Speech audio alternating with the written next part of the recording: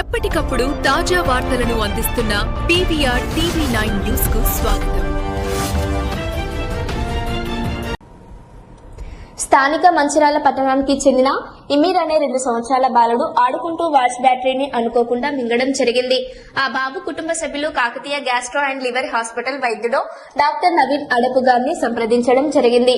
Doctor గారు వైద్య పరీక్షలు నిర్వహించి ఎండోస్కోపీ ద్వారా బాలుడు మింగిన వాచ్ బ్యాటరీని అత్యంత చాకచక్యంగా బాలుడు కడుపులోనున్న బ్యాటరీని బయటకు తీయడం జరిగింది. డాక్టర్ నవీన్ గారు మాట్లాడుతూ పిల్లల పట్ల తల్లిదండ్రులు అప్రమత్తంగా ఉండాలని, బ్యాటరీలు కడుపులో ఉండడం వల్ల యాసిడ్ ను రిలీజ్ చేస్తాయని, దాని కారణంగా కడుపులో సమస్యలు తలెత్తుతాయని, అందుకే బ్యాటరీని తొలగించామని చెప్పారు.